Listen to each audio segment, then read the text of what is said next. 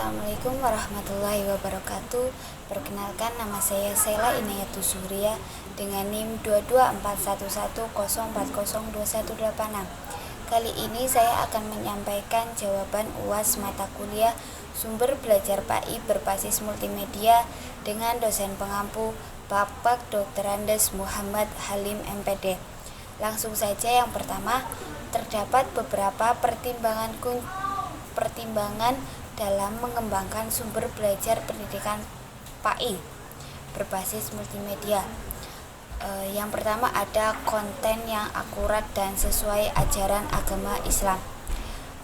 Pastikan materi yang disajikan konsisten dengan ajaran Islam yang benar, memperhatikan keakuratan informasi dari sumber-sumber primer seperti Al-Quran, hadis, dan pendapat ulama yang terpercaya. Terus yang kedua, ada kesesuaian teknologi dengan nilai agama.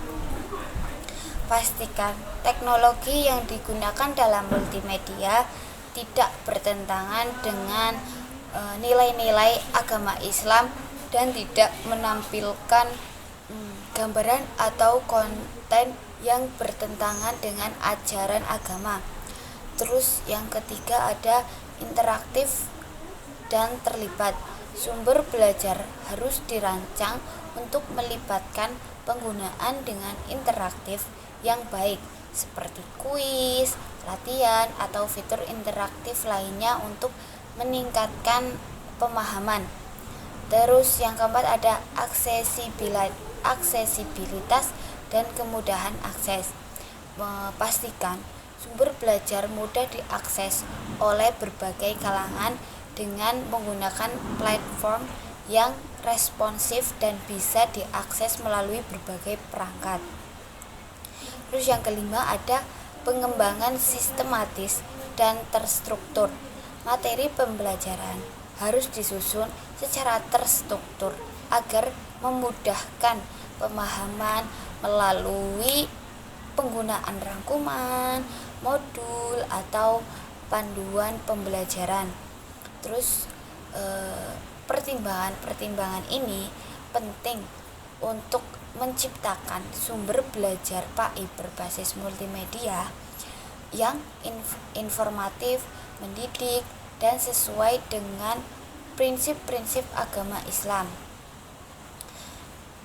Terus jawaban nomor 2 yaitu sebagai guru PAI untuk pembelajaran fikih, SKI, dan akidah akhlak, saya akan mengembangkan sumber belajar multimedia berbasis interaktif dengan fokus pada tema kalau fikih temanya itu haji, kalau SKI itu etika berkomunikasi, kalau akidah akhlak itu tentang ketauhidan.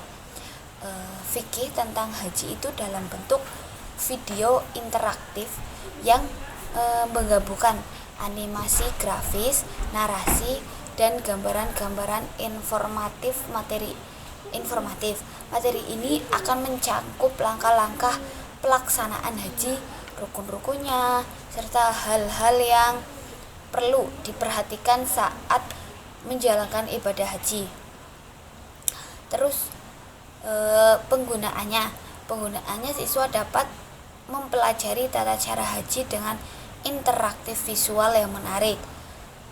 Mereka bisa menjelajahi lokasi-lokasi penting di Mekah, langkah-langkah yang harus dilakukan, dan informasi penting terkait perjalanan haji. Terus kalau untuk SKI etika berkomunikasi dalam bentuk modul multimedia berisi video, simulasi percakapan, dan studi kasus.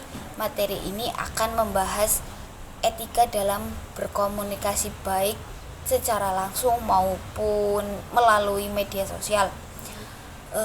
Pentingnya mendengarkan dengan empati dan cara penyampaian pendapat dengan sopan Terus penggunaannya, siswa akan terlibat dalam skenario interaktif untuk mengasah keterampilan berkomunikasi eh, mereka akan belajar bagaimana menyampaikan pendapat tanpa menyakiti perasaan orang lain dan memahami pentingnya komunikasi yang efektif. Terus yang terakhir ada akidah akhlak ya. Akidah akhlak itu tentang ketauhidan. Ini dalam bentuk animasi interaktif dan permainan edukatif yang memperkenalkan konsep tentang Tuhannya dalam Islam, terus sifat-sifat Allah, dan pentingnya keimanan dalam kehidupan sehari-hari.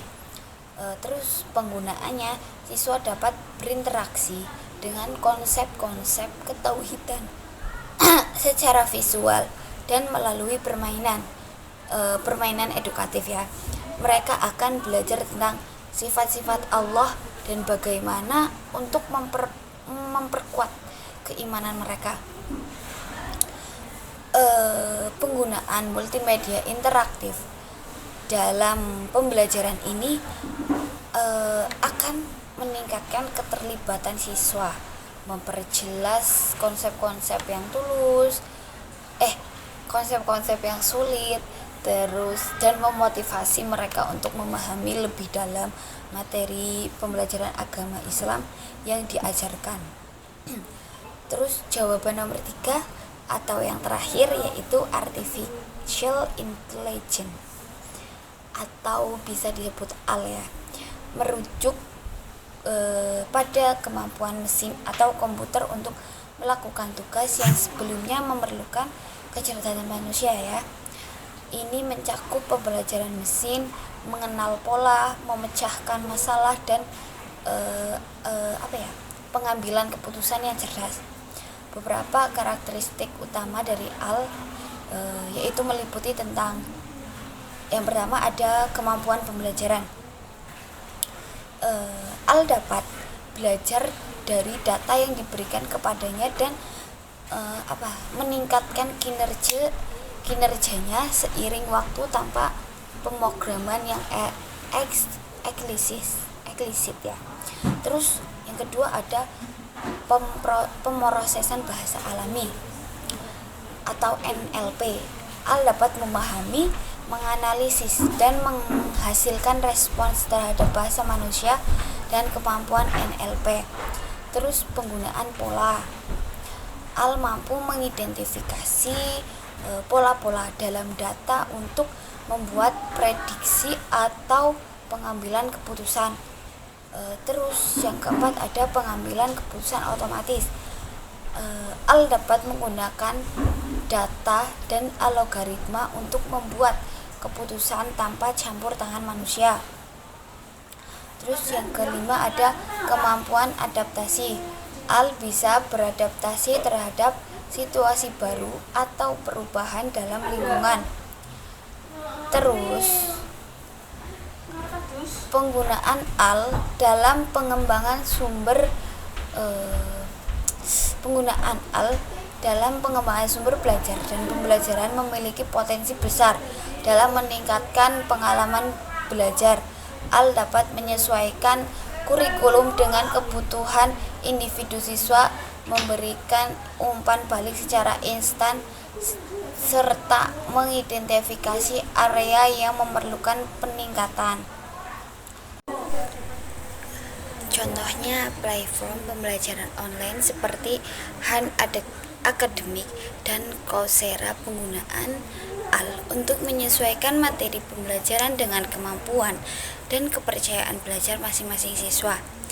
Penggunaan AL juga memungkinkan pengembangan sumber belajar yang lebih interaktif seperti tutor virtual yang mampu berinteraksi dengan siswa secara personal, merespon pertanyaan, memberikan penjelasan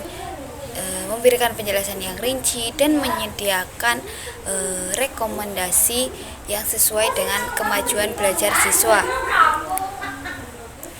Terus sebagai referensi penelitiannya yaitu The Journal of Education and Learning menyoroti bagaimana penggunaan AL dalam pendidikan dapat memberikan manfaat signifikasi dalam meningkatkan efektivitas pembelajaran, memberikan umpan balik yang lebih baik, serta mengakomodasi gaya belajar yang berbeda. Terus, meskipun ada banyak potensi positif, penggunaan AL dalam pendidikan juga harus diiringi dengan pertimbangan etika dan privasi yang kuat serta harus diimplementasikan dengan hati-hati untuk memastikan pemanfaatannya yang optimal dalam konteks pembelajaran.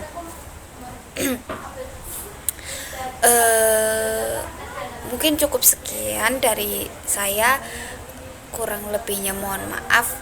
Wassalamualaikum warahmatullahi wabarakatuh.